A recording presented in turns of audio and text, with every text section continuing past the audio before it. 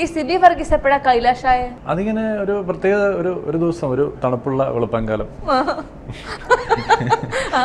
എന്നിലെ ആ കലാകാരൻ ഉണരട്ടെ പറയൂ. തണുപ്പുള്ള വെളുപ്പാൻ കാലം. അങ്ങനെയല്ല, സിബി എന്നുള്ളത് എൻ്റെ ഒഫീഷ്യൽ നെയിമാണ്.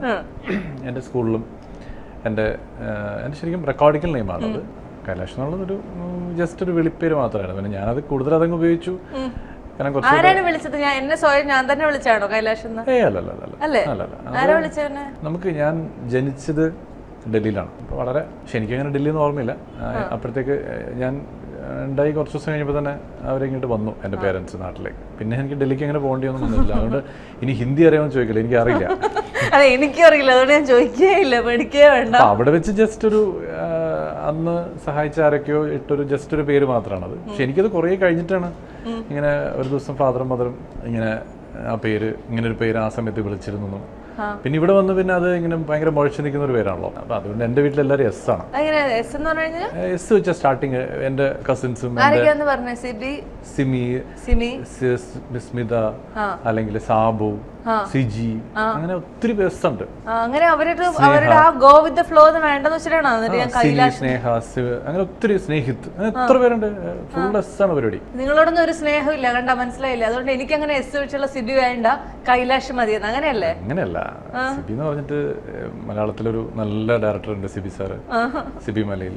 പിന്നെ നമുക്ക് നല്ലൊരു റൈറ്റർ ഉണ്ട്, അല്ലേ? നമുക്ക് നല്ലൊരു ആക്ടറും കൂടെ, അങ്ങനെ ചിന്തിക്കായിരുന്നല്ലോ. കുഴപ്പമില്ല, എന്ത് വിളിച്ചാലും ഞാൻ വിളിയേക്കും. എനിക്കിപ്പോ അങ്ങനെ പ്രശ്നമൊന്നുമില്ല. ഇല്ലല്ലേ.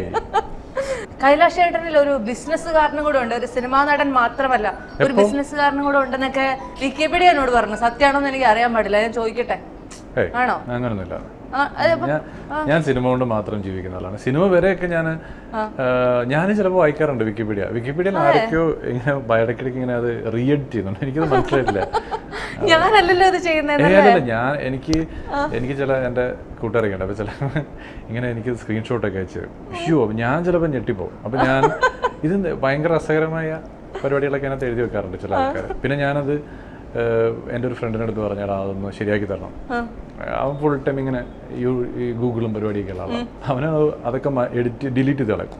ഒന്നുമില്ല, ഇവൻ ആക്ടർ മാത്രമാണ് എഴുതി വെക്കും. കുറച്ചാൾ കഴിയുമ്പോൾ പിന്നെ ഞാൻ സിനിമ വരെ ജീവിച്ചിരുന്നത് എനിക്കൊരു ഇവന്റ് മാനേജ്മെന്റ് കമ്പനി ഉണ്ടായിരുന്നു. കമ്പനി എന്ന് പറഞ്ഞാൽ ഞാൻ തന്നെയാണ് കമ്പനി, ഞാൻ തന്നെയാണ് തൊഴിലാളിയും, ഞാൻ തന്നെ മുതലാളിയും. അതെ അതെ, അത്രേ ഉള്ളൂ. നമുക്ക് നമ്മുടെ കീഴിൽ വരെ വേണ്ട, മുകളിൽ വരെ. അപ്പൊ അതാണ് ഒരു പക്ഷെ ഞാൻ സിനിമയ്ക്ക് മുമ്പ് ഒരു ഇവന്റ് മാനേജർ ആയിരുന്നു.